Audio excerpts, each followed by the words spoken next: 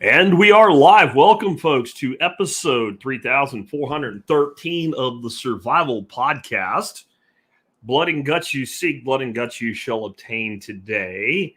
We are going to talk about, everything's going on in the world today. We're going to lead off with the fact that reality is finally beginning to set in on the tiny little minds of the people who have inserted the United States into the Ukraine-Russo conflict. I refuse to call it a war because if it was a war, Ukraine would be a, glass factory by now, is what it would really be. It is a conflict over a little tiny sliver of Ukraine/Russia, and the United States should have stayed out of it. We're going to talk about the fact that the United States is now signaling very loud and very clear that we want to wash our hands of the cross-dressing actor that pretends to be a war hero and move on to other things, probably in the Middle East. We'll get to that toward the end of today's show.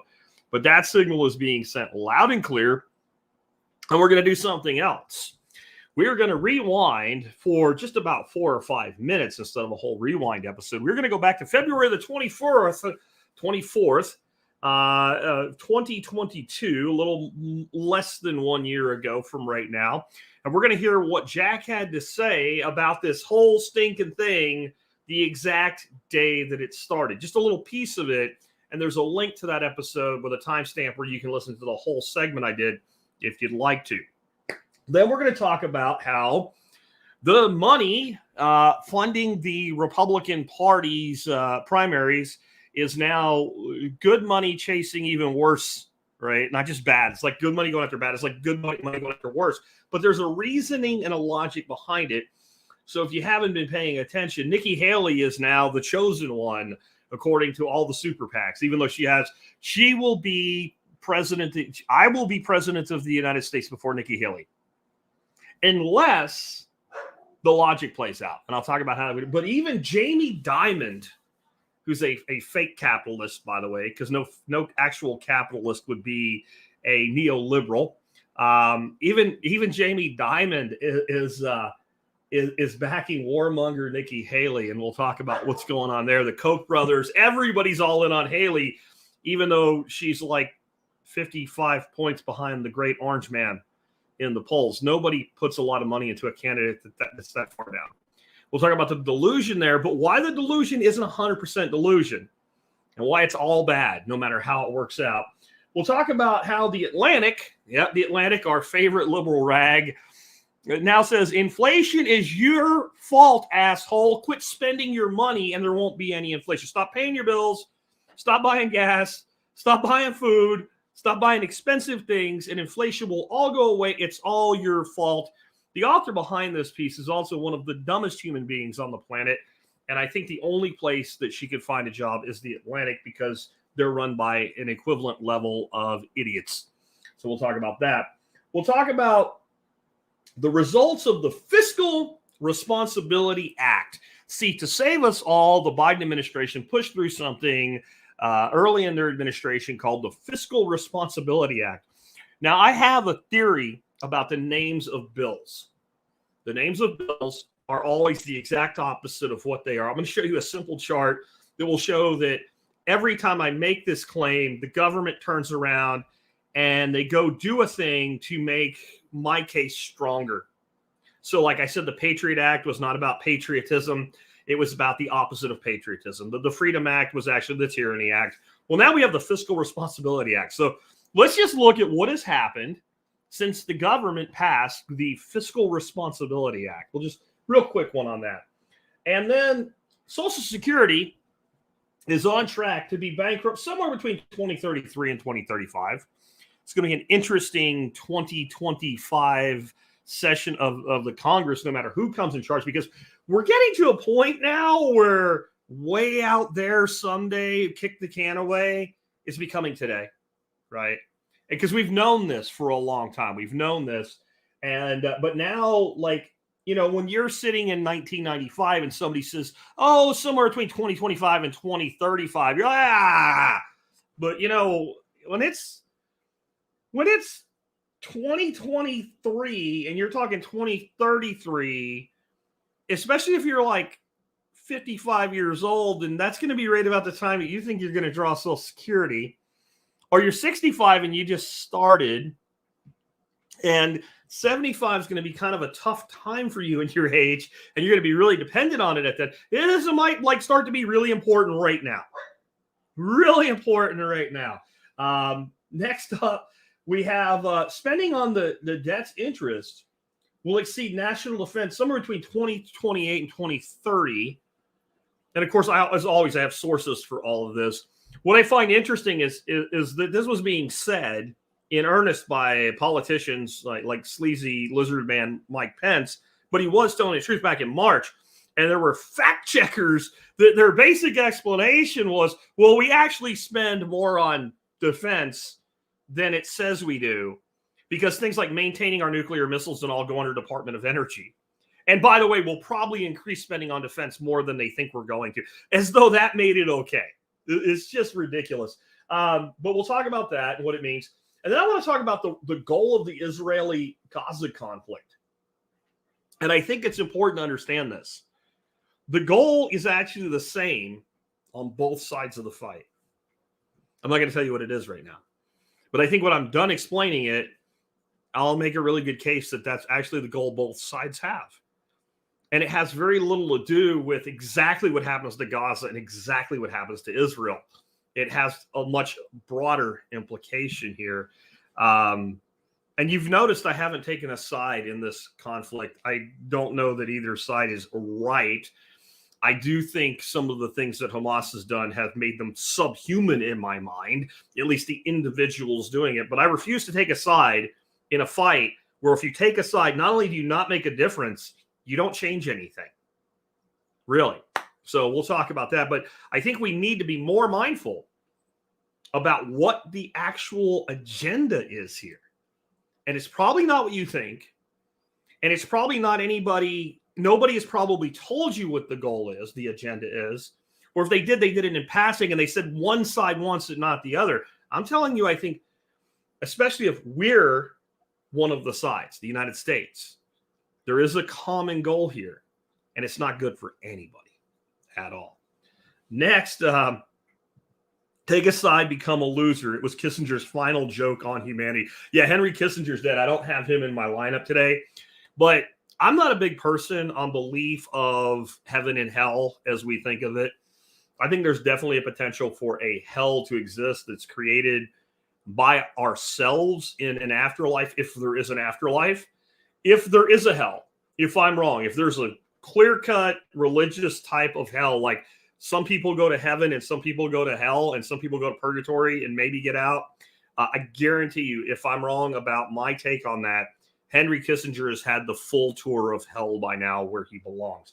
But there's no comfort in that for me at all. It's just, I don't miss the fact that a warmonger is dead and lived probably way longer and way more comfortable than he ever should have.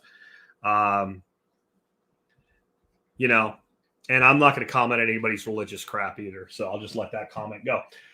If you're not in the video, don't worry about it. It's not important. And as always, we're going to finish up with, we are on our own. There is no one coming to save you. No one's going to fix this. In fact, I think you'll realize by the time I'm done today, there's no fixing this. There's only rebooting this. And therefore, we are going to have to start rebuilding before the collapse, as I always said. So we'll end with some words on that. So there is some hope today, because there is no hope that any of this is good or going to benefit you, or that if we elect the right people, they'll fix it all. There is a point where, let me put it this way, kind of to set the mood going into this. If you live your whole life doing hard drugs and boozing and partying and not taking care of yourself, there's a whole long period of time where you can go get in a 12-step program, put your life back together, etc., right? There is a point where if you do enough damage to your body and you go seek professional help, they might look at you and say, all we can do is try to make whatever you have left comfortable for you. And yes, stop doing all that shit, because it's just going to speed it up and make it worse. But you've done enough damage that we can't fix it. Economically, that's the United States economy. There is, yeah, unplug it and plug it back in. If only it were that simple. But it is in a way. It's just a very uncomfortable unplugging and plugging back in. And the reboot cycle of something like an entire economy is not the minute that you wait for a modem to rebuild. Anyway, before we get into this, let's talk about our sponsors of the day. Sponsor of the day number one today fits in this perfectly because one of the things you do need to see to is your own health. I'm going to put it to you this way. My sister-in-law is a teacher, wonderful person, going through some health issues, and she's getting no answers from her doctors. And she's waiting until I think the 21st of December to be able to go back in and talk about a test that was done like a week and a half ago that they won't even give her the results for. And she's a teacher. She's got like the gold medal version of health insurance, and she's still in that situation. That should tell you something about what's coming for all of us. The health industry, the healthcare industry, or you want to call it the drug industry, the pharmaceutical industry, it is a disease and sickness industry, and it profits on disease, sickness, and almost death. That's what it is. And so you're not going to get any help in that world. What you need to do is see to your own health. And John Bush has put together the Exit and Build Health Summit. You can tune into this. It's a 5-day series, uncensored interviews with 25 world-renowned natural health experts revealing their secrets to heal chronic disease, forge an unbreakable body at any age, and live longer than average with vitality and joy. And you can do this all for no cost. You're going to hear from J.P. Sears, Zuby, Kelly Brogan, Dr. Peter McCullough, Mickey Willis, and a bunch more. Check it out. All you got to do is get on over to livefree.academy/TSPC. There's a link in today's audio notes where you can do that. Sign up for it. Absolutely free. Check it out. Next up today, Start 9 Embassy servers. I'm going to tell you, as this whole thing progresses, they are going to start clamping down on every single form of liberty you have, because liberty is a direct threat to tyranny. Free speech is a direct threat to tyranny. Being able to handle your own finances and not need the banking system is a threat to tyranny. Being able to communicate with people in a way where you cannot be intercepted or stopped or prevented is a threat to tyranny. If you're going to be able to do this from a technological standpoint, you need something like the Start 9 Embassy servers. You can have end-to-end fully encrypted messaging only with people that you let in.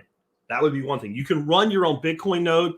You can run your own Lightning node with a Start 9 Embassy server. And you can do a ton more.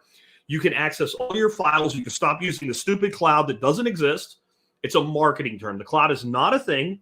It doesn't exist. It just means your shit is on somebody else's computer, which means they control it and they are a risk to your information, your data, etc. You can stop all of that with the Start 9 Embassy server. Check them out today at start9.com. With that, let's go ahead and dig into what we have to talk to about today. I'm going to start off, and I know there's people out there that as soon as you see RT, Russia Today, then the ad hominem bullshit begins, right? So this is a story. It is on Russia Today. It doesn't matter that it's on Russia Today. It's just where I happen to see it. And generally speaking, when I credit a media outlet, no matter who it is, whether I like them or not, I think I have NBC queued up today. I think I have AP queued up today. I think I have NPR queued up today. When someone is the original source, and I've verified the source, then I bring the original source that I found. Well, the original source that I found for this is Russia Today. It's the first one I found anyway. Top U.S. general says there is no military solution to the Ukraine conflict. Fighting, this is a quote from the U.S. general, fighting always ends with a diplomatic agreement, Chairman of the Joint Chiefs of Staff, Charles Brown Jr. says. Now, this is a fundamentally true statement, no matter who wins, no matter how well a conflict goes for either side or both sides. Every conflict does end 100% with some level of diplomatic agreement. When the United States dropped 2 atomic bombs on Japan, completely destroyed Japan's entire industrial capability, and had them at the edge of total collapse, and they unconditionally surrendered, it still ended in a diplomatic agreement. Okay? There has never been a conflict. So this is a true statement, but can you see our government making any statement like this 6 months ago? When we had the counteroffensive coming and it was all going to get... No. Putin must be stopped. We need to overturn the Putin regime, blah, blah, blah, blah. No, but this is a signal. This is a signal from the United States government that they are, well, I'm going to tell you, I think, and again, when we get to the final segment today, or the final news segment today, you'll see that it's because, well, maybe we can't afford 2 wars, and if we want another war, then we need another war.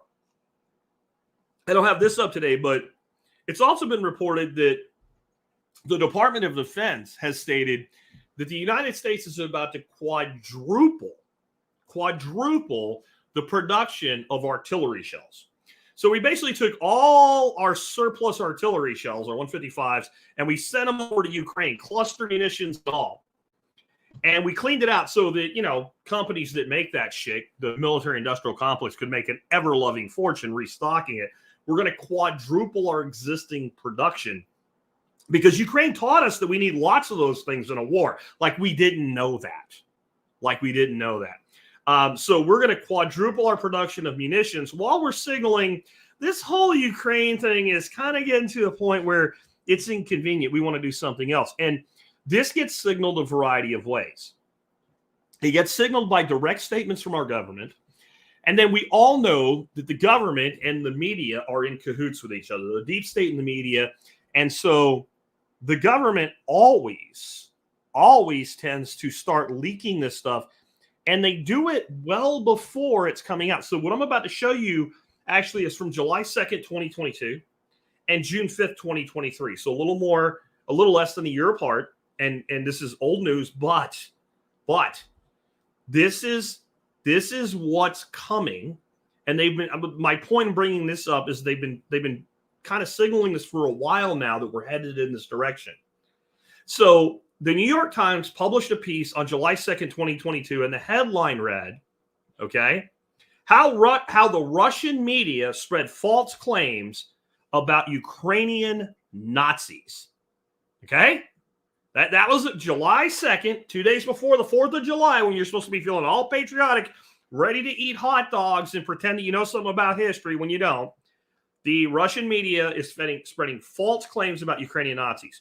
The New York Times on June 5th, 2023 said, Nazi symbols on Ukraine's front lines highlight thorny issues of history. Thorny issues of history. Well, that's odd. I thought that the whole idea that there were Nazis in Ukraine was crazy talk, and insinuating that at all makes me a tool of Putin. That's what I was called from the very beginning of this conflict, when I've been saying we need to stay out of this. It's not our business. It's a regional conflict over a small part of Ukraine. Russia's not trying to reestablish the Soviet Union and take over all of Europe or some stupid shit like that. This is not our place. You're a tool of Putin. You're a Russian stooge, whatever, right? Everything from I'm stupid to believe Putin to Putin's personally paying me is what I've been told. Or maybe, just maybe, what I told you was the truth.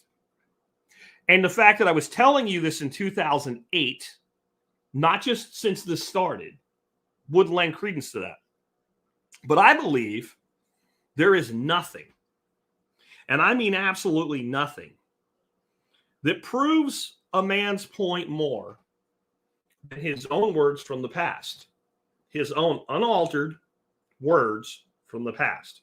So what I'm going to do for you right now, what I have up on the screen, it's not large, it's bigger me, so you can see my reactions and things like that.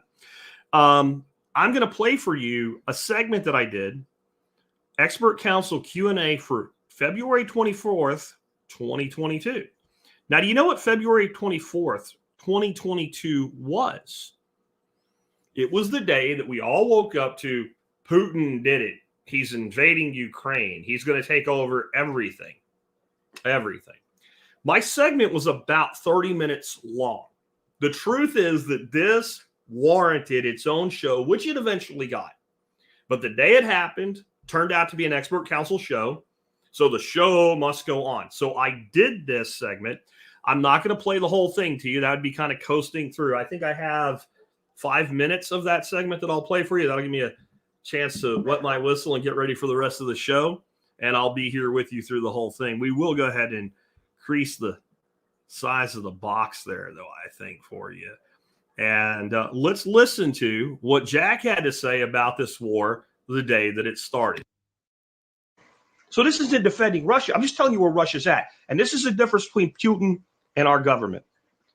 Russia actually gives a fuck about the safety and security. Doesn't mean they're not totalitarian, but the safety and security of their nation, their people, and their borders. And we don't.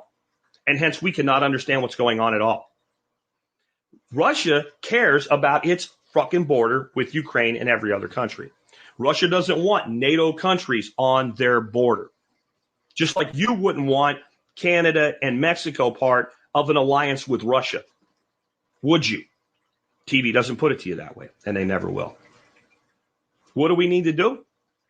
We need to do something this country is not good at. Nothing. We need to stay out of this. We already said we're not going to intervene militarily. We need to shut our fucking mouths and let Ukraine and Russia work their shit out. Right? But we can't do it. Why? Because the TV told you.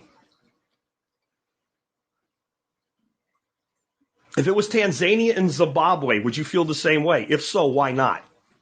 Because the TV told you. Because you grew up watching Red Dawn. Because the Russians are the bad guys. Because Putin's evil.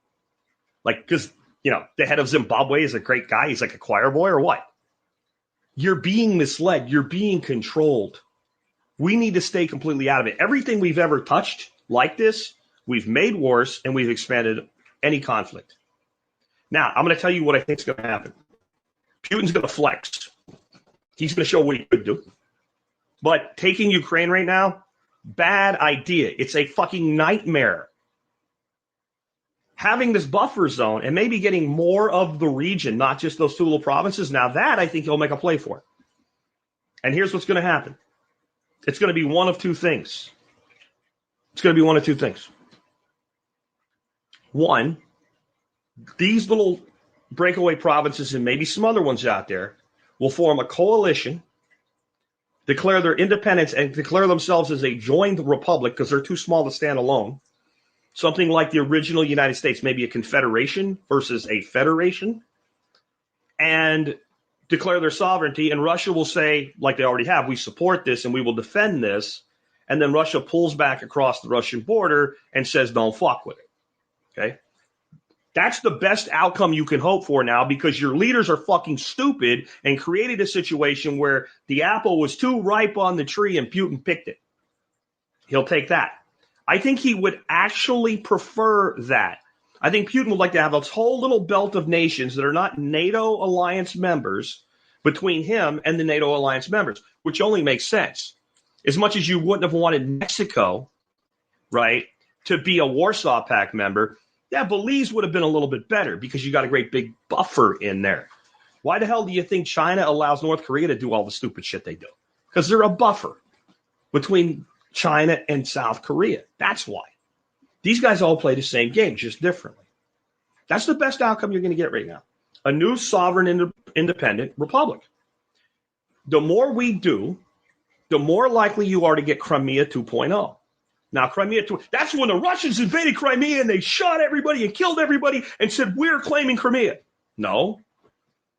That's where the people of Crimea got fucking nervous that the Ukraine was going to try to re-annex them and they didn't want to be part of Ukraine. Funny common thread in this. There's a lot of places that are considered Ukraine that people don't want to be part of Ukraine in. Ukraine is a mess. It's a fucking mess. So Russia sent in its troops disguised as peacekeepers and local rebels. Yeah, just like we do. By the way, every fucking thing Russia's doing, we've done a hell of a lot more of it. We've just fucked it up a lot more. Okay, we do the same shit, surgical strikes, and we're not really trying to hit. Like everything that fucking Russia just did, we've done 100 times in the past 50 fucking years. So let's not be the pot calling the kettle black here. But if we keep fucking around, what's going to happen is they're going to say, hey, we got no choice. You're pushing us. Let's have a vote. And they're going to ask the people of these satellite republics, do you want to remain part of the Ukraine or do you want to be part of the Russian Federation? And let me just pausing real quick here. Is that not exactly what happened? Is that not exactly what happened? Didn't Russia run an election in the Donbass where people voted about exactly what I said, 90+% to be sovereign and independent, and then say you can have this, and then the United States said, no, screw that, we're gonna push back, blah, blah, blah. And then what happens next? Well, let's see what Jack in the past said would happen next. I'll tell you something. You do that Ukraine-wide, you're going to get we want to stay Ukraine. You do that in freaking Eastern Ukraine, you don't have to rig the election. You're going to get an equal result. You're going to get a fucking equal result to Crimea, which was more than 90% of voters chose to become part of the Russian Federation. This is simple. You either believe in the right of people to individual self-determination or you do not. You don't pick a side when that's going on. You stay out of it. It's not our business. It's not our place. And the world will not end if part of Ukraine ends up part of Russia again. It won't change your life here in America unless your own stupid leaders make it. What's going to affect you right now? The price of fucking everything is about to go through the roof because the price of energy is going to double. And it's going to fuck our already completely fucked economy even worse. But the only reason that's going to happen, is your leaders are stupid. Your leaders are stupid. And we're going to push the price of energy way up because we're going to punish Russia. I'll tell you something about Russia and energy price. Oil, this is math. Oil under $70 a barrel. Russia literally can't do anything economically in the world. That's math. You can do the math for yourself if you want to. Oil, $70 and down. Russia has no economic power in the world. None. One more time. None. One more time. No economic stability or power in the world. Their economic influence in the global sphere literally crumbles at $70 a barrel of oil. So go ahead and restrict their exports. Go ahead. You don't think people are still going to buy Russian fucking oil? You don't think they're still going to sell it? You don't think they're still going to sell it to fucking Germany, even though they shut down the Nord Stream pipeline? You don't think fucking Germany's going to still buy Russia's shit? They're just going to buy it off a ship instead of out of a pipe? Do you think shutting down a pipe actually prevents fossil fuel from being distributed from one nation to another? Do you believe that? Are you that dumb? If so, turn your fucking TV off for a year because you're not capable of understanding what I'm talking about if you believe that. So what happens when you push the price of oil up for Russia? Every bit of influence and control and power they have economically in the world goes up, not down. So these sanctions that the potato salad in chief is implementing against Russia and this interference in global affairs between Germany and Russia, which is also not our fucking business, but at least Germany's actually a fucking ally. Because let me tell you something. Ukraine is not an ally. Again, show me the agreement we have for an alliance with Ukraine. We don't have one. It doesn't exist. It's a word they made up on TV for you. Our democratic ally. It's not a democracy, and it's not our ally. We don't belong there. All right. How'd I do? Does that sound like what happened? And what's happened since then? What's happened since this all kicked off? What did I just say?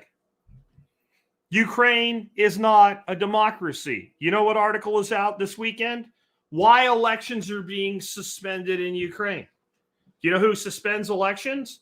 Non-democracies. You know who jails opposition parties? Non-democracies. You know who throws priests in prison for speaking out against conflicts? Non-democracies. Ukraine's not a democracy. It's not an ally. It's a place we dumped a bunch of money into. And the people over there that got on the gravy train and got all the money and stole all the money and extorted all the money because we sent the money with no accountability. We have weapons that were sent to Ukraine showing up in the Middle East and Africa now. Because you know what you can do with weapons? If you don't have direct money, you can sell weapons and get money instead of using them for yourself. This came out exactly the way I said it would. I said that it's right in that piece right there. No one can say I didn't say it. It's there. It's archived forever. That's a blessing and the curse of being a podcaster. You can't say you did say a thing unless you can prove it. You can't say you didn't say a thing because somebody will prove that you did. Somebody will have a copy of it somewhere, even if you take it down, and they'll say, yes, you did. Right. Best case scenario, Russia runs elections. Donbass becomes an independent republic. That's what happened. But we decided we couldn't have that. We couldn't have people have self-determination. We had to keep pressing it. And if they did that, then the next thing would be, well, fine, we're taking it. We have to put them under our protection. We fell right into the plot. Almost like it was the plan all along. Because let me tell you what the real plan is. The real plan is BlackRock, et cetera, are going to make a fucking fortune rebuilding Ukraine. And it doesn't matter that little mining piece of Ukraine is gone. It's pretty much all mining over there. That's all that it is. All those people are far more pro-Russia than pro-Ukraine. The people that live there are I don't care whether you are. I don't care who's right. I don't care who's better. I don't care who's less bad. I don't care. I'm not talking about morality. I'm talking about fucking reality. The people that live in that little strip of Ukraine are Russians, and they're pro-Russian. And this was always going to be the way that this would turn out, because a nation like Ukraine cannot stand up against the Russian military, no matter how much money you give them and how many weapons you give them. They can't do it. They've lost almost all of their young people. I'm telling you, they are putting people into the front lines now that are in their 40s, 50s, and 60s. They're conscripting women and have been for a long time, but they're doing more of it. There's nothing left there. A whole generation was butchered and damned, and it's our fault. We did it. If we would have stayed out of this, first of all, it probably would have never happened in the first place. We did a phony thing called the Minsk Agreements, and we did it only so that we could arm the Ukrainians who were going to roll in and completely roll over all the resistance that was in the Donbass. They knew it, and they begged. This is something the TV will never tell you. The people of the Donbass begged Russia for help.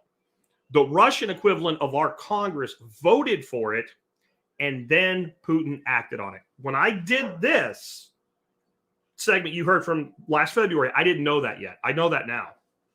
Because unlike a lot of people, I'm willing to fucking educate myself, stay open to new facts and reality, and continue to upgrade my analysis.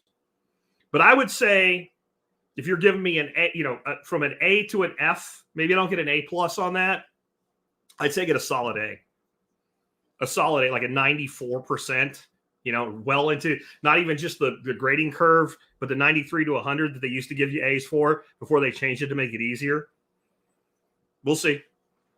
But we're not done yet. We got more to cover today, guys. Here's what's next. Jamie Dimon. What do you hear what Jamie Dimon has to say? We're moving on to the election now. And so let's hear from Jamie Dimon for a few moments. In about a year. Yeah. What do you think of the two leading candidates right now? Oh, God. I'm not going to tell you. You're not going to tell me? I did come out and make a nice statement about Nikki Haley. You did. You've been talking to Nikki Haley. Liberal, yes, I have. Even if you're a very liberal Democrat, I urge you, help Nikki Haley too. Get a choice on a Republican side that might be better than Trump. And is that your view, that it's anything but Trump? I would never say that, because he might be the president. I have to deal with that too. And, but when he was the president, you said critical. All right. So this guy is a snake. I mean, he really is a snake. He's a complete sleazeball. I have a link to that whole segment. It is about 4.5 minutes long. He goes into talking really, really populist. Okay, so this guy is a rich, slime, sleazeball, warmongering, profiteering piece of socialist fascist shit. and he starts talking about the plight of people that make $14 an hour. But when he says it, he's literally so out of touch. I should have played it, but I want to keep moving because we burn a lot of time in the first segment. He says a year. They make $14 a year. If he had his way, that's probably what you would make, is the equivalent of about $14 a year. You'd live like you're in sub-Saharan Africa. This is a man who has never wanted for a thing in his life. He was born into wealth, and he's become fabulously more wealthy. He's an enemy of freedom at every turn, but he starts talking like a populist after he endorses Nikki Haley as a real choice other than Trump. Okay. Let's is he the only one? Is the only person in the billionaire class doing this? Oh no, my friends. There's other people. Look, the billionaire-backed Koch network. Notice it says the Koch network. And for those of you that are a little sly on brain power, because I've found, now I know most of my audience knows this, but if people are tuning in from the outside, from both the left and the right, by the way, because I am amazed how brain dead both sides have become. The Koch network is spelled K-O-C-H. It has nothing to do with the soda you drink full of fructose corn syrup. For sake. Anyway, the Koch network, which means all of the billionaires tied in with the Kochs, are now throwing their money on my favorite warmonger Karen, the unhinged Nikki Haley. I'm starting to wonder if, what's his name with the mustache, John Bolton. I am starting to wonder if John Bolton has had his essence somehow like transferred into Nikki Haley. If you follow Nikki Haley on Twitter, X, right, shitter, call it whatever you want to, she is literally attempting to start a war with every country on the planet. I'm pretty sure she'll be trying to start a war with the Bahamas next or something. Like, is that ridiculous? She sounds like an unhinged fucking lunatic. And yet these people are throwing huge amounts of money in her direction. Why would you do that? This is not a trick question. I actually, before I give you my answer, I'd like to see some answers either over here on Rumble on my other screen, or if you're on Twitter, if you're on Facebook, or if you're on YouTube. I can see your comments directly in my back office. If you're on one of those three streams, tell me why you think people like the Koch brothers would back Nikki Haley when the odds are so long against her winning. I mean, go look up the Vegas odds. Not only that she'll be president, but just that she'll be the nominee. They're incredibly long. I mean, it's probably worse, from what I'm about to tell you as to why they're doing it, like going and putting like $25 on it, because I think you'll make about $1,000 off a $25 bet. And the worst thing is you lose $25. See, she's another status robot, war, and more war. Yeah, okay, fine. I want you to think a little deeper, guys. Right? War is good for business. Stop a second. You're not hearing my question. I didn't ask you why they would want Haley as president. That's not what I asked you. If I said I was running for president, you might do it to support me from a standpoint of, hey, maybe we can get his voice out there or something. But you would never expect that I was going to be president. So some of you might write me a check for $50 or something like that. But if you had real money, you were worth a few $1,000,000, you're not going to contribute to my PAC and spend $10,000 on Jack Spirko thinking that, hey, when he gets in, I can get some shit done. At least I can get a meeting at the White House or something, right? You're not going to do that. Controlled opposition. No, you're missing it. When I tell you, you're all going to be like, oh, why would you back somebody who appears to have no chance of winning? Let's start off with the fact that the amount of money that you and I think of as a lot of money to these people is shit. They have a certain amount of money they're going to spend in this place. It's budgeted. It's budgeted annually, and there's a bigger number in election cycles, right? 2 and 4 year election cycles. The year preceding, the number goes up, but they have a certain amount of political money they're going to throw in no matter what. Why would you back Nikki Haley right now? Let's think about who were they backing before Nikki Haley. Was it a warmonger? Was it somebody talking about starting wars with everybody? Absolutely not. It was somebody speaking more rationally about this than probably anybody else on the right, other than Vivek, because they're not going to back in. I think Vivek is setting himself up for a lifelong career not to be president. I like Vivek, and he's supposed to be on the show, and his people have gone dark on me, so I don't know why. Vivek, come on the show, and we'll let you say for yourself. But I don't think Vivek expects to win. They were throwing all their money at who? DeSantis. Why?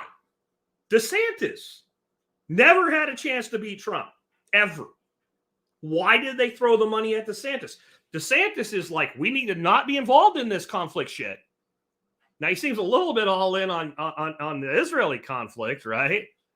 But that wasn't going on when they cast him aside. It hadn't started yet. They had already thrown him out. Why? Because he went from polling in the 30s to the single digits. Okay, so that's once you have a candidate fall like that, they never resurrect. Not in the same election cycle. It's never happened. There's been where they come back in the next election and they win, but nobody resurrects when they fall like that in the same cycle they fall. So he's done. So they pulled the money. Tom says just to take money for other candidates. No. They're playing a long bet here. Here's the long bet. And this is where everybody goes, okay, that makes sense. If Donald Trump is convicted, let's say in the state of Georgia, on a state level charge, it disrupts his ability to be president. And it is possible at that point that his support will bail. Yeah. She's not going to be, and people are flowing that too, Tom, that she's going to be VP. There is no way on planet Earth that Donald Trump selects Nikki Haley as a VP. No way. He's already dealt with her. He already knows what he's dealing with. I do think, to Trump's credit, that he will at least attempt to actually drain the swamp, because he didn't. He kept all the Obama appointees. You don't do that if you're going to drain the swamp. But if Trump gets derailed, what they want is they've put their money behind the potential new president, period. These people are smart enough to know that the American people are dumber than a fence post and a box of rocks put together. They know this. And what I mean by that is, I don't care how much you don't like somebody. If you're a voter and you vote party line most of the time, I can put my dog Charlie up as the Republican nominee against a decent Democrat, and you'll probably vote for my dog. They know once you're down to two people, you will select one. They know the very people like, never Trump, went out and voted for Trump. The day he became the nominee and it became Trump or Hillary, well, Trump, right? I mean, let's remember, I am the one that told you if you put me in front of a ballot, pointed a gun at my head and said, pick one, I might have to let you shoot me before I picked one. Especially if you didn't let me write in Mickey Mouse or something. If you actually, I would have done it anyway. I would have picked one to keep from getting shot, but I would have thought, is it really that bad to get shot? Maybe I'll just be dead and all this will be gone, versus being part of this shit. So I'm not backing anybody here, but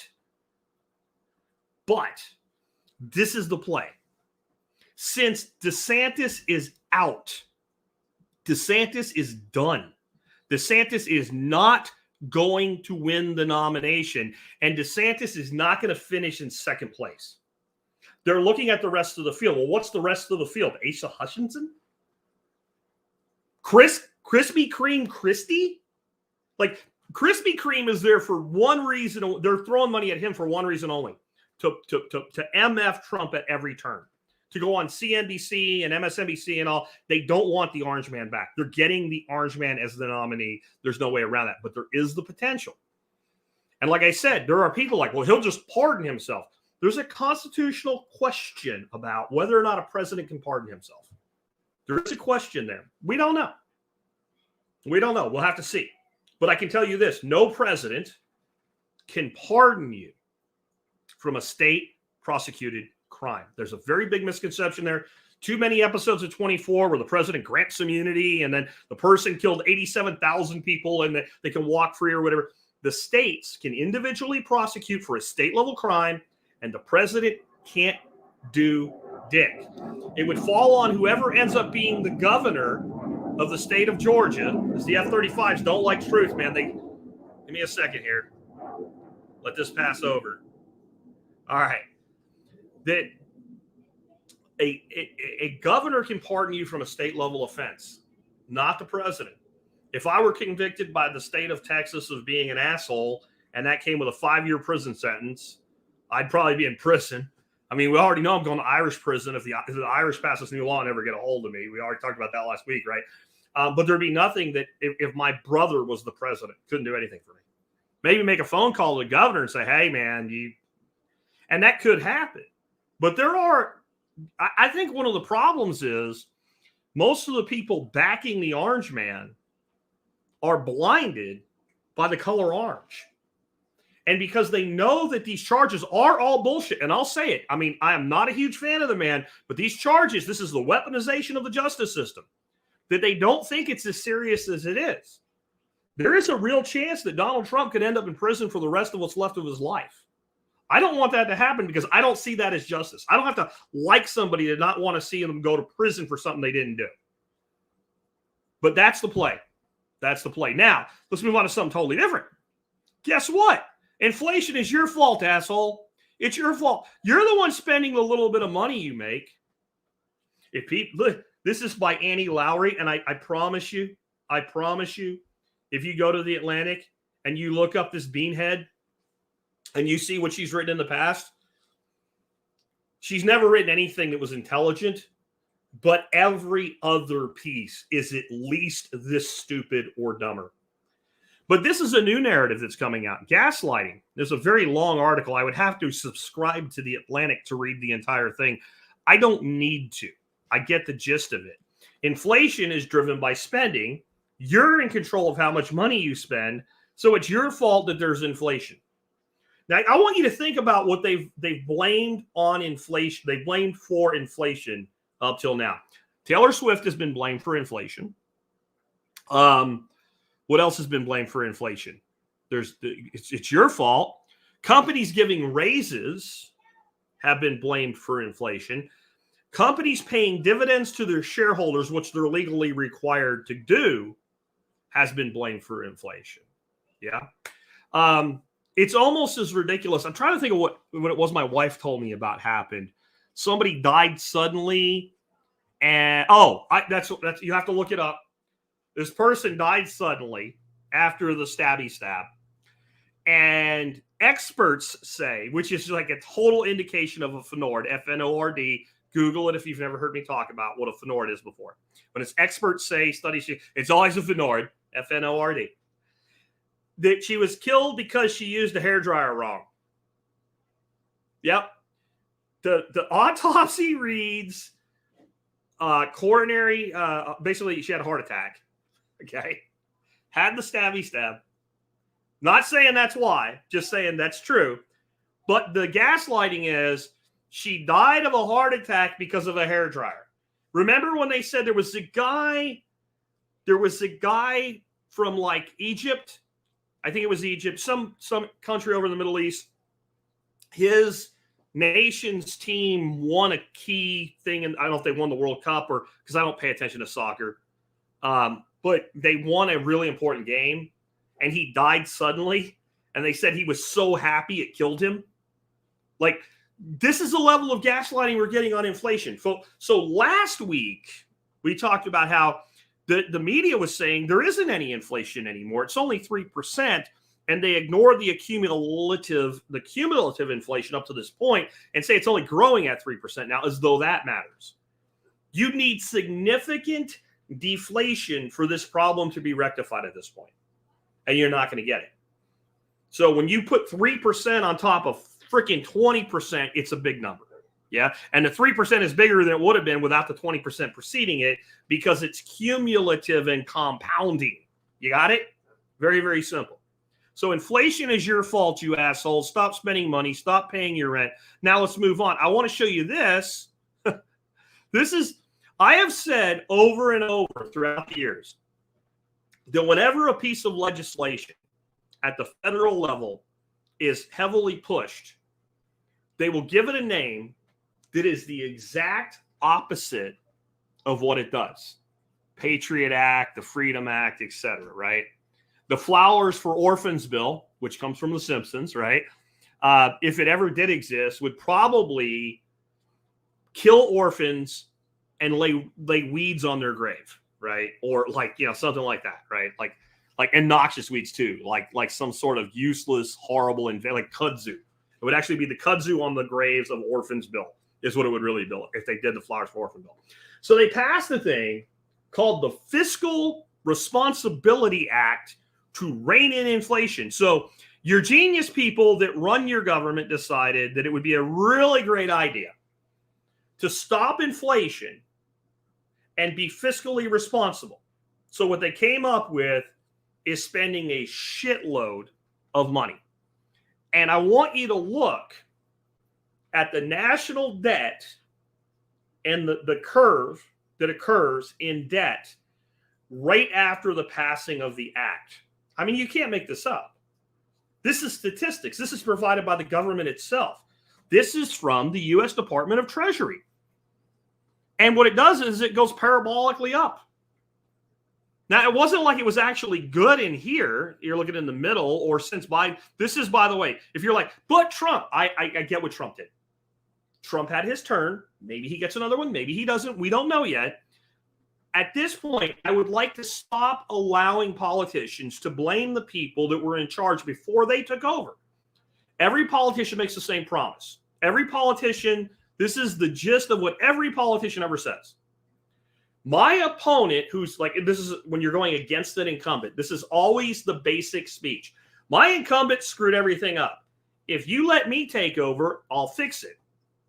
And if that person gets elected, they spend their entire term blaming everything they don't fix on the person they said they would fix the problem who created the problem from, right? Obama did it with Bush. Trump, I didn't hear him hugely do it with Obama, but he did it. I'd say he did it less. I'll give him that. But Biden and what's her name, dumbass, Karine Jean-Pierre, KJP, right? Like, my thing with her is, and I always thought this was funny. I said that Jen Psaki was signaling really hard that I'm gonna leave. Like, even before everybody knew it, if you were paying attention at all, and I only pay attention a little bit to shit like that, you could see it. When you started to see Jean-Pierre come in for guest appearance, like to like stand in for Psaki here and there for no real reason, you could see she was going to leave, and you could see that she's probably going to tie herself into some form of media personality, which is exactly what she did. And everybody would talk about how stupid she was. And I did call her Deadhead Red. But once, by the way, the dogs you hear in the background, we got guys replacing air conditioner today, so they're losing their minds. Anyway, I called her Deadhead Red, and she was not exactly a genius. But when it became apparent that they were going to take this idiot, dumber than stupid, and put her in her place, I said, that woman will look like an effing genius 6 months into this. And now she does. But whenever you ask Jean-Pierre about the economy, Trump. It's Obama all over. Why wouldn't they do it? It worked for Obama. Bush. Obama had been in office 6 years. Bush. It's Bush's fault. It's Bush's fault. No, you own it. You said you could fix it. Where is it? It's not happening. And at the point we're at now, it's not that it's Bush's fault or Obama's fault. It's the system's fault. We're going to turn a corner now where I'm going to tell you that everyone that says they can fix it, orange man, green man, blue man, purple man, dementia patient, cackles, right? All of them are lying. Nobody can fix this. Nobody can fix this now. Grandma Merkel says Bush blamed Clinton too. Absolutely. They all suck. Absolutely. Someone gets it. Good job. Anyway, we're not fixing this. Social Security is now, this is on NPR. Okay? And I could find very similar pieces on Fox or Newsmax or you just name it, because Yes, these media organizations lie and they angle things. Absolutely. But some of this stuff is simply being reported based on like math and reporting, like the CBO and things like that. Social Security is now expected to run short of cash by 2033. That's only 10 years away. I know if you're like 15, 20, even 25, 10 years seems like a long time. I've been in this house for 10 years, January 13th. Will be 10 years since I started podcasting from 9 Mile Farm. Not so long ago, is it? If you're 50, 10 years is going to go, you're going to be 60 like that, right? The days are long, but the years are short. Like, this is an issue. This is an issue. We are headed for a point where the U.S. does not have enough money to pay its bills, specifically to pay for Social Security, which they keep calling an entitlement. Let me tell you something about that word. That word is another one of these words that's a dog whistle that's designed to make two sides argue over absolute bullshit that they both agree about. Social Security is an entitlement. I'll say it again. Be as mad as you want. I just saw the number of people listening to me. There it goes. It's dropping. Oh, fuck him. It is an entitlement. Why don't you stick around for a second and find out what I mean by that? Okay? If you work for me and I agree to pay you X dollars an hour as long as you show up for work and do your job, are you not entitled to your paycheck? Is your check not an entitlement? Are you not entitled to it? Right? That's exactly what it is. It is an entitlement. These people, they worked hard. They put their money aside. They paid in. Yes, and that's why it's an entitlement. They are in the people collecting SSI, which, by the way, being a little bit older than me, includes my wife. She started drawing as early as she could, because if you do the math, it makes sense to. Are entitled to get the money they paid in, plus the money that's owed to them by the government in interest for stealing their money back. It is an entitlement. It doesn't matter if the money isn't there.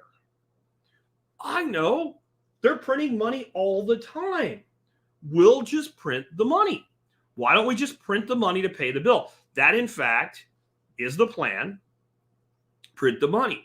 But what people don't understand is what that number is. What that number is. It's north of $1 trillion a year.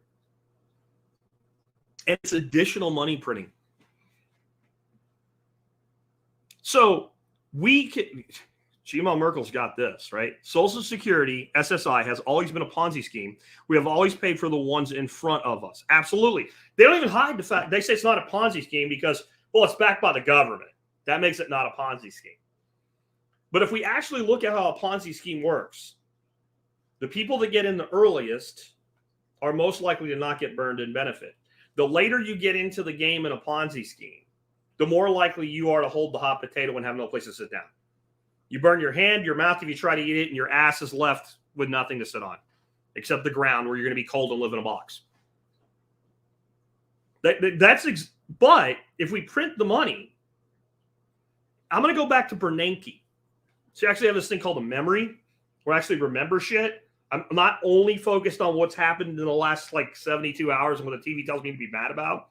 I remember Ron Paul questioning Ben Bernanke on the floor of the United States Congress almost 20 years ago and saying, can you guarantee the value that you pay out in Social Security? And Bernanke's response was, we can guarantee the money, but not the value. So what good, let's say, cost of living and all, you're on SSI, you're getting $2,500 a month, and you get $2,500 after Social Security is, essentially bankrupt. They just print the money and send the checks. Okay. That's assuming the government doesn't shut down, other programs don't shut down, like everything just works and they print the money. If the $2,500 buys effectively what we would think of as $500 worth of shit, what good is it? How many people go from barely at the poverty line to well below it? What does it do to the value of all the rest of the money? What does it do to confidence, what's left of confidence in the institutions? And I know some of you, when I just said that, are like, Jack, don't you want to see this all fall apart so it can be put back together in some way that makes sense? Yeah, but I'm also prepared for the pain. Most of America isn't. Oh, but we're not done yet. Oh, no, it gets, you wanted blood and guts. All right. Interest, this is CNN. This is CNN while their guy, the anointed one, Biden, the most brilliant man ever, the guy that got more votes than anybody that ever ran for anything. And you understand that was it, most votes for president. That means that Joe Biden officially is known as the man that was voted for by more Americans than anyone else ever in the world. While he is seeking to stay in office, CNN runs a piece. Interest payments on the nation's debt are soaring, adding pressure to Congress spending battle. But if you read the article, what you find out is they say, hey, you know what? By about 20, I'm sorry, where is it here? That's not it. Payments will go larger. I should have had this set up already. All right. By fiscal year 2033, we are going to have 1.4 trillion in interest payments. Okay. That's the interest, like principal and interest, that annually by 2033, the interest payments on the debt will be $1.4 trillion. And at the same point, defense spending should be right around $1 trillion annually. So what they're saying is about the same time that Social Security will be fundamentally and completely and actually bankrupt. No more one day, no more 10 years from now.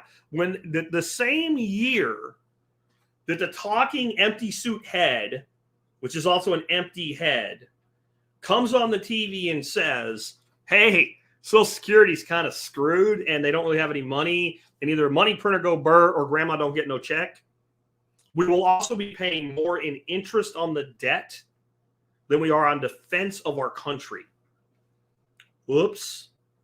And by the way, I think those numbers are way off. I think we'll hit $1 trillion in interest payments way quicker than that. We actually have interest rates being pulled back right now because of this alone, because the Fed is literally risking bankrupting itself is where we're at right now. That's how bad things are. That's why they're making some concessions. Because remember, like, this whole idea that you'll stop inflation by raising interest rates is just stupid. It's just that you can create an economic catastrophe. But inflation is driven by a lot of things. But the underlying problem is the devaluation of the monetary instrument, the dollar. And Turkey has interest rates now, the country Turkey, not the animal, of 40%. Borrow money in Turkey, it's a 40% interest rate. And they still have runaway inflation because they've done nothing to stop the devaluation of the lira. To the point where people literally go to the bank in Turkey now with a gun and they don't wear a mask. You know, bank robbers wear a mask. Why do you wear a mask? Give me money or I'll blow your brains out. And they want to get away and spend the money, right? Hopefully a dime bomb doesn't go off in the bag, right? Give me the money or I'll shoot you. Then they run away and hide, pretend it wasn't them, and then they have money. So why wouldn't you wear a mask? Because they're going in there and going, I want my money. I have X amount of lira on deposit with this bank. Give me my own money. That's what's been going on in Turkey for like 2 years now, by the way. But 40% interest rates haven't stopped it. There is no fixing this. There is no fixing this. And on to it, well, let's just go ahead and throw ourselves a little bit of war into the mix, right? Let's just throw a little bit of war into the mix, and let's talk about why we have what we have going on with this war. Here's the latest thing came out. Now, I said, and I was accused of being slanderous and a tool of Hamas or whatever when I said this. And I couched it. I said, there are reports that I'm getting from my sources that say Israel knew about the Hamas attack before it happened. I said that there was indications that there were journalists embedded with the lawnmower, what do you call it, parachute paragliders. There were journalists embedded, and journalists are not exactly known for keeping their mouth shut about things. And it was likely the case that Israel knew that this attack was going to happen and yet failed to protect its people. New York Times report says Israel knew about the Hamas attack over a year in advance. What I'm getting on this, here's going to be the defense of it. Okay, this is going to be how they're going to defend against this. Well, do you know, if you worked in the intelligence industry, and there'll be some talking head on TV. By the way, I have. You haven't, pleb. If you knew anything, you would know that just in the United States government alone, we get at least one credible terrorist threat every day, and most of them never happen. Now, that same person will come back on later and explain to you, totally divorced from this defense, right? Because we go out and do some shit about that to make it not happen. Or it turns out that credible wasn't credible, and we follow up on it, and it doesn't happen, right? Yeah, right? Not here. No. The most sensitive country in the world about its borders, the one with probably the best intelligence apparatus on the planet, doesn't know what's coming from a tiny little strip of land that they have a fence around and are monitoring constantly. And yet, not only do they make the attack successfully, there's literally no resistance put up whatsoever initially. Like, where's the rapid response teams here? Why did this happen? And I think we're at another let it happen on purpose situation. I don't know that. I do know for a fact that the sources that I have indicated this, and now it's being said in public. And that usually indicates that it is what it looks like. It's exactly what it looks like and smells like and sounds like. So if you read this article, and again, I have a link to it, and then this is an AP piece, which will be put out and then reprinted by, every media rag under the sun. But New York Times actually broke the piece. You go read the New York Times thing. It actually says what the goal is that Hamas had in doing these attacks. And that goal is not a direct line to freedom for the Palestinian people. The goal that Hamas had here, because they know they cannot defeat Israel, period. They can defeat Israel no more than Ukraine can defeat Russia. I'm sorry. No, you can't. Because this is reality. Again, I'm not advocating anything. I'm making a statement of reality, which some really small-minded individuals have a hard time understanding. If Israel feels that its sovereignty is truly threatened, it will Dresden Gaza.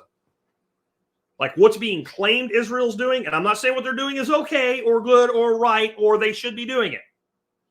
But what they're doing, they are not Dresdening Gaza. If they wanted to, there wouldn't be a building standing in the entirety of Gaza, nor the West Bank.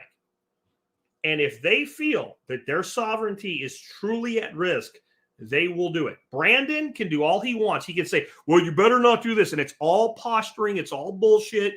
Israel is the kid that if you punch him, he's going to beat the shit out of you, your best friend, and your little sister.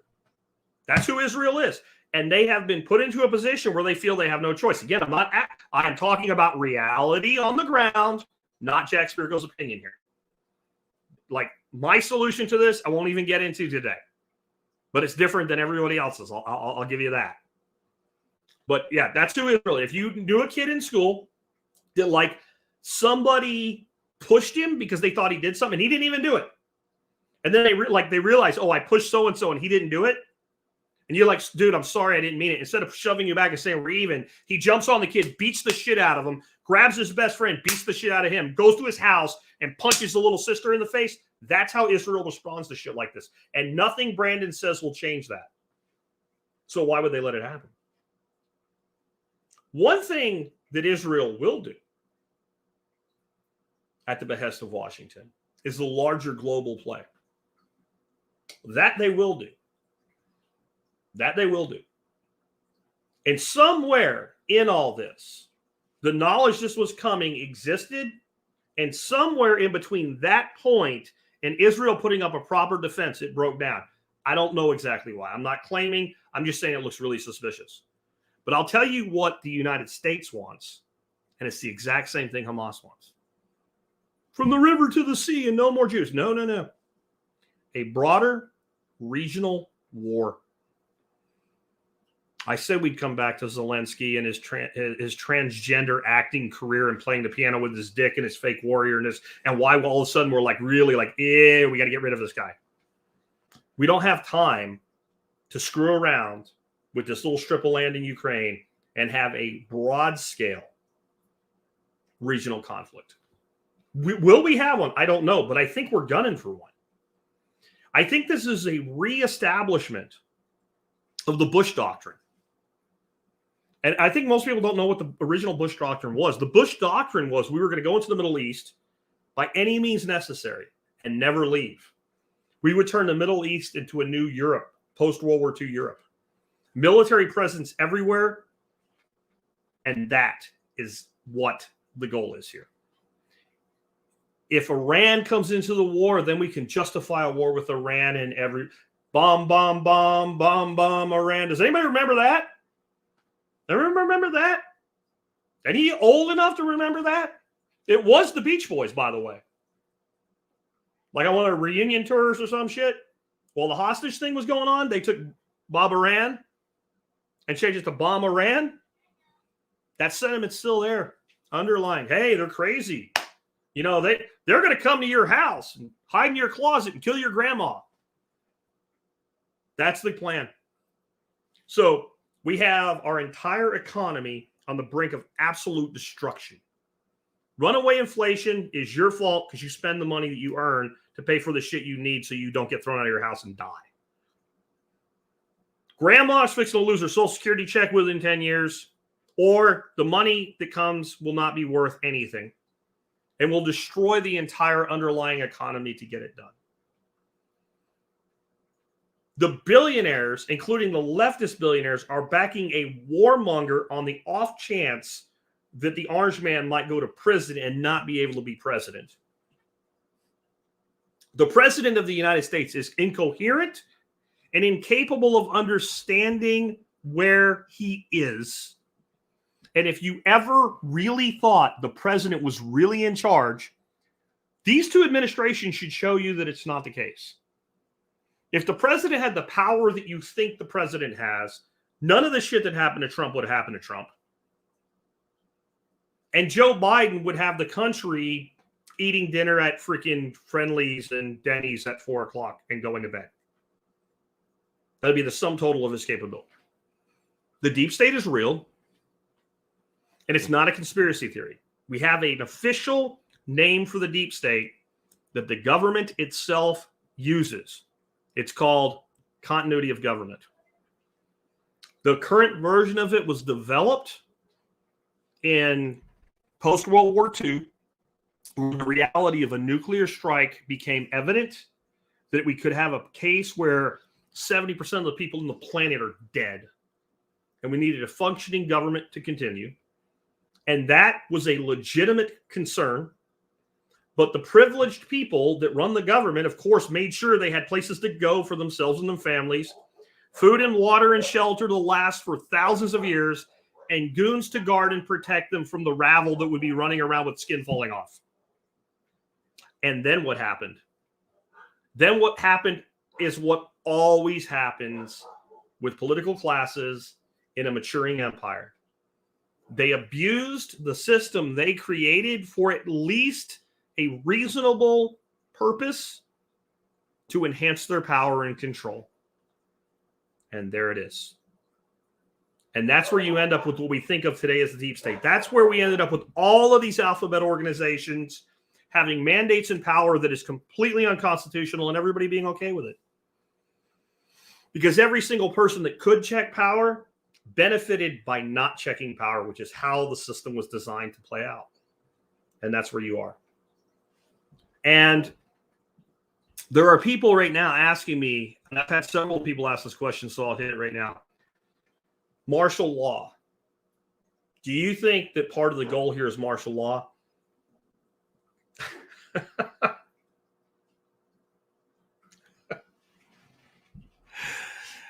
Why would you put people in prison who willingly imprison themselves? Why would you go through the trouble of building a prison when the person built their own prison and ceased to their own needs? I'm not saying you might not see flashes of martial law here and there when it benefits them, or when they feel like, hey, shit, if we don't do something here, they're going to come kill us. Because I'm telling you where this kind of shit ends. And again, I'm not advocating for anything. But if we don't see some meaningful shift in this, and I am not encouraged that we will, when you make peaceful revolution impossible, what becomes inevitable? Anybody know that quote?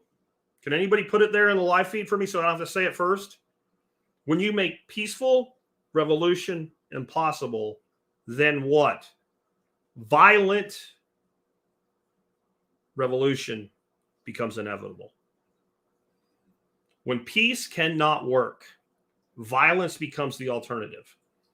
And where this could end is the people that run your government literally hanging from lampposts in the street.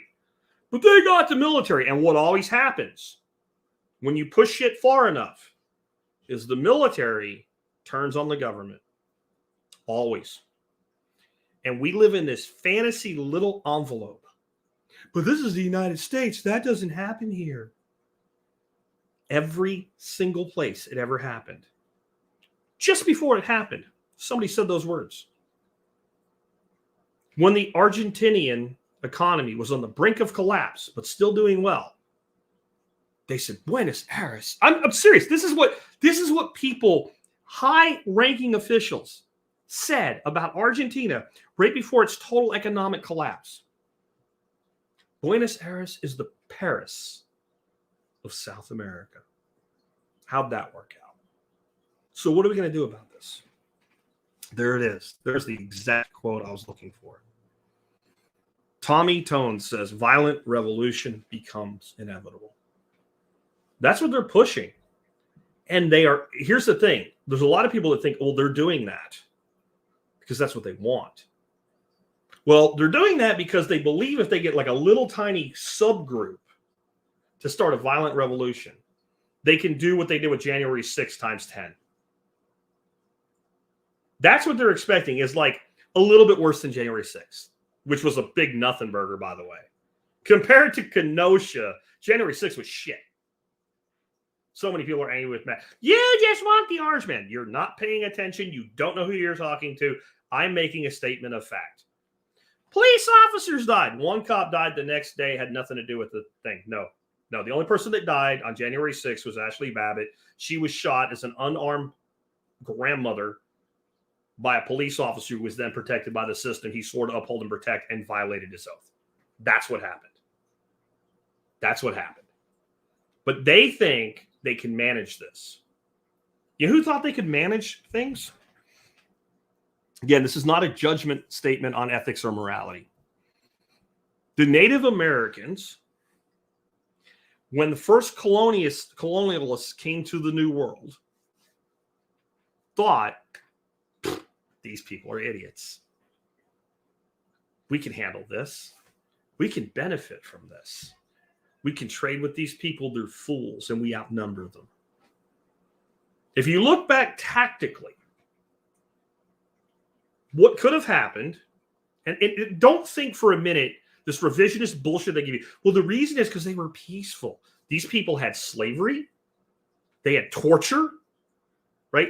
Not because Indian bad, because they were humans at the time. And this is how things were in the 1600s and 1700s, 1500s, throughout the world. They were totally willing to kill each other and us. And had the people who were here immediately decided these people are invaders and everyone that showed up had been killed, they probably would have at least forestalled settlement by at least 150 years. Instead, they said, oh, we can handle this. We can outsmart these people. I'm telling you, you need to read 1491 or listen to the audio to understand the actual history of what went on here. I love that book because it pulls no punches. It doesn't side with either side. It's like, this is what happened. It's balls and strikes. I love that. You call balls and strikes and this is what happened. Doesn't matter what you think should have happened. Doesn't matter what I think should have happened. This is what happened. History is replete with groups who believed they could agitate a situation and manage it to their own end. And usually those people succeed for a time, and eventually they overplay their hand, and it turns to bloody violence, and they swing. And I know some of you are like, good, let them swing, screw them. Yeah, but this is the problem in the American understanding of revolution. America had one of the only truly successful revolutions in modern history. Our revolution against England resulted in a republic with extensive freedom for the average person. And it was a unicorn. This is not how revolutions and insurrections usually go. Usually what happens is a nation ends up on the precipice of disaster, and someone comes in who's charismatic, claims they're able to fix it, and as bad as it was, the new boss is not the same as the old boss. It's worse. It's worse. And what the founders gave us, flawed as they were as men, what they gave us was a way to avoid that. They gave us a Republican form of government. They gave us a representative democracy. They gave us a constitution that was dedicated to the preservation of individual rights. And where it fell short, they fixed it with the 10 amendments to the Constitution, the Bill of Rights. And they said, here, great. And if people don't use it, it's useless. Let's say you have a shotgun, lots of ammunition. You know how to use it. It's in a closet upstairs in your house. You sleep downstairs. Somebody breaks into your house. They're between you and the stairwell. You don't have another gun. They have a knife and a club, and there's 3 of them. So they have you outmanned and outweaponed. If you had that shotgun, how fucked are they? To be blunt. And the way they are all the way fucked. Yes? You have the tool and the ammo that you need and the knowledge of how to use it, but you have it in a closet.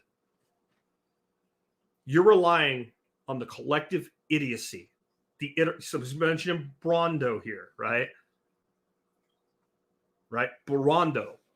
Idiocracy. You're relying on the idiocracy, the absolute idiocracy, to figure out, hey, look what they gave us. We can fix this without hanging people from light posts. But you're forgetting, we didn't use it for so long. It's rusted, and the ammo won't fire. That's what the deep state is. We have to do this ourselves.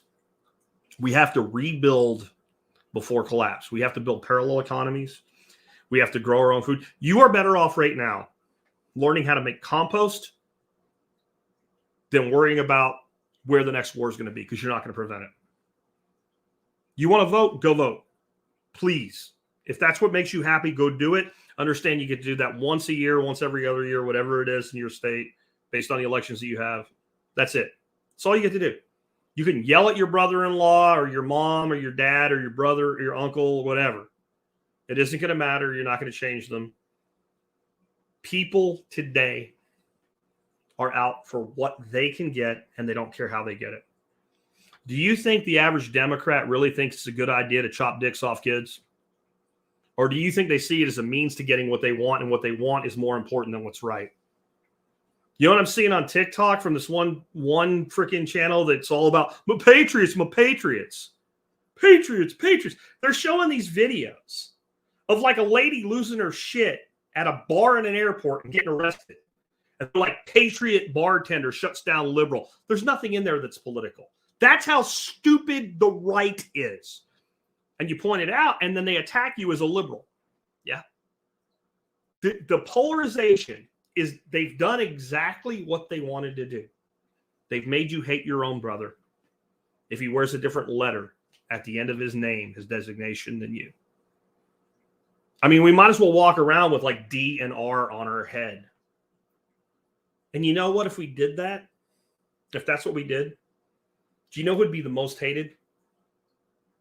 Do you think, since there are more Democrats than Republicans, by the way, as far as like just a general census of the population, the Democrats outnumber the Republicans. So, well, the Democrats would win then because there's more of them, so they could get away with more hatred. Oh, the Republicans got guns, man. We know violence. We're going to defend her. We would. No. You know who would be hated the most by both sides? Us. People are like, I'm not putting a fucking letter on my head, you idiot. Both sides would assume you're the other side, but worse. They divided us, and there it is. And I think that got said before I was heard because there's like a 10-second delay. Those would be hated who don't wear either R or D. And as much as they would hate, like if you put an L, you're a loser, libertarian loser, right? You know, A for anarchist. Like as much as those would be, the people who refused to participate will be the most loathed and hated. The people we're talking about today, the billionaire class, the bureaucratic class, the political class, the oligarchs, created this on purpose because they believe that they can manage it. They can't. This will come to a head at some point. It always does. Crack a history book. Start building your own life now and try to stay out of the way as it all falls apart because it's going to. It's going to.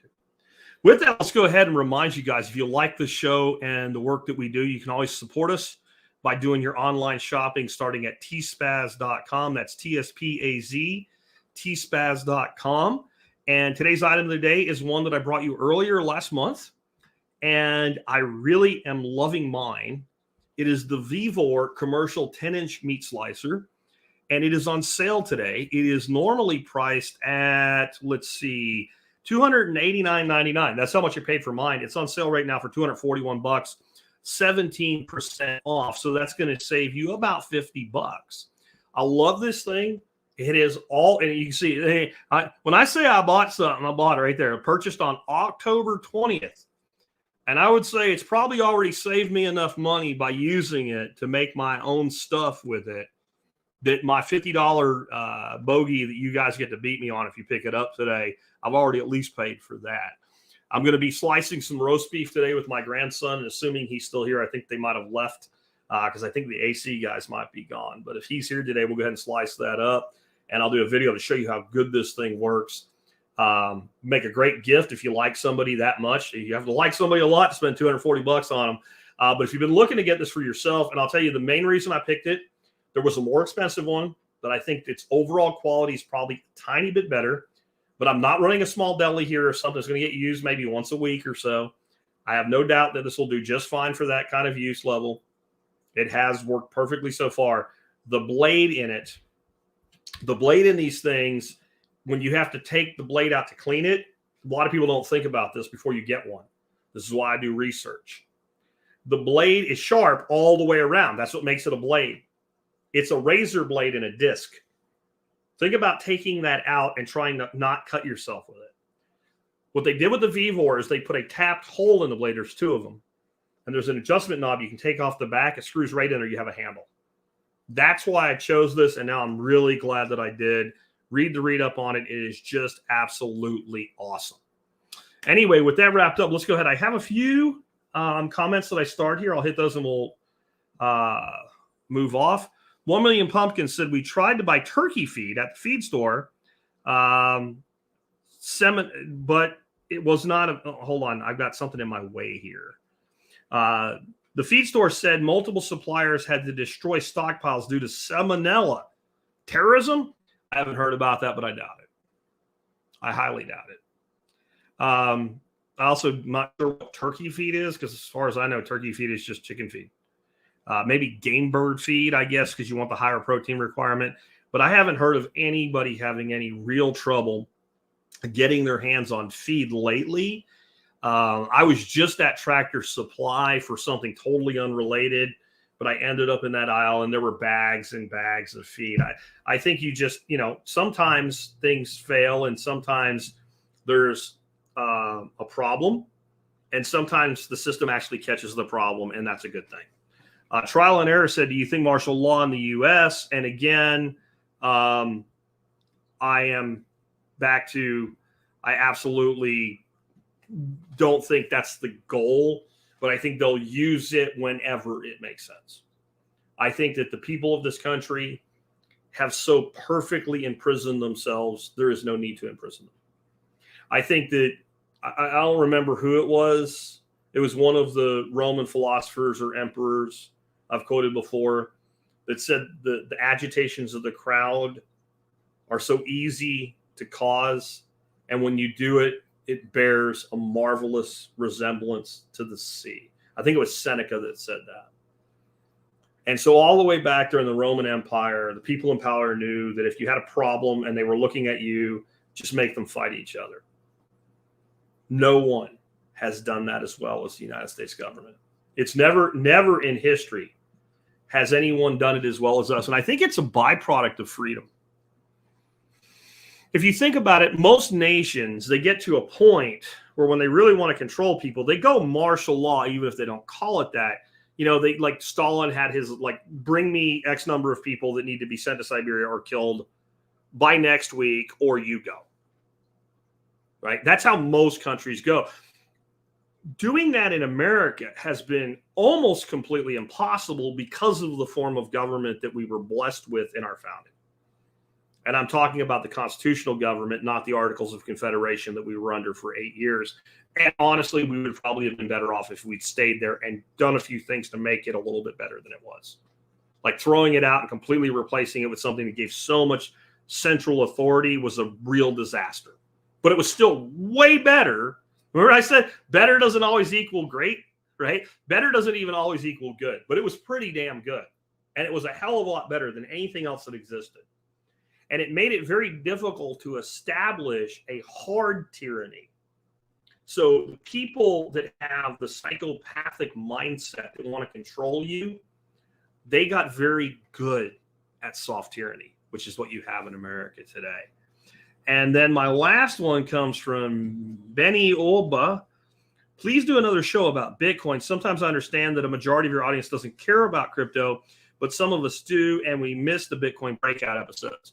My plan is to bring Bitcoin Breakout back as a monthly show beginning in January. I think we can cover everything we need to cover with Bitcoin from our viewpoint in a monthly show, because it'll give us enough time with news cycles. And if something comes up, I'm not going to not talk about Bitcoin at all. But Bitcoin-centric episodes, I think we're going to go to 12 a year. That's plenty to keep the people who want to be informed and not turn off the audience. I get about 15% of my audience to pay attention to a Bitcoin show. I'll never shut up about it. Here's what I want you to do. If you, now you're like, get out of here. Don't leave. Don't turn it off. I'm almost done. Before you ride off, the advice I give you on Bitcoin, go back and listen to the segment I did today about what was going to happen in Ukraine with Russia from a year ago. And then say to yourself, maybe this guy isn't exactly nuts.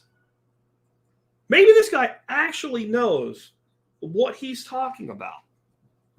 Maybe he does. Maybe we should pay attention here, because we are watching the willful destruction of the dollar. And no matter how bad things get, let me tell you what's not going away. The ability to move things electronically. In places and parts and things, sure, things can get blown up or broken. Humans have figured out how to transmit information digitally across the world. It's not going away. You're not going to run a global economy on gold. You're not. And all these other shit coins and all these other, but this one's faster. It's not going to happen. It's not. There is one ultimate hard asset with the network to actually handle being a means of commerce and a store of value in the world today that cannot be corrupted by government and cannot be corrupted by a small group of people. One, it's Bitcoin. Accept it or don't, but never say, Jack, you didn't tell me. Jack, you didn't teach me. Jack, I have done my part for this since 2013. And if you, right now, if this is bothering you to hear it, it's only because either you are so close-minded to this, you cannot accept it, you haven't done the research, and you don't know anything about it, or sour grapes because you didn't listen, and now you're bitter. But I told you during the last big cycle with Bitcoin, you're going to get another huge drop. It always happens. I called the bottom at 14.4. I was off by a few $100s. Again, before you write it off, look at the track record an individual has. Get involved on some level. In fact, I'm going to end with that. You need to be using technologies like Start9 Server. You need to be using technology like Above Phone. That's why I have them both as sponsors. You need to be using technology like Nostr to communicate with people and to share things and to tie into networks.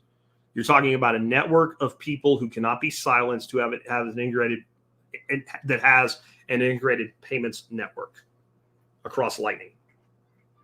That's what Nostr is. You need to be building underground networks, and you need to do it with and without technology both. Your enemy is going to use hard things against you and soft things against you.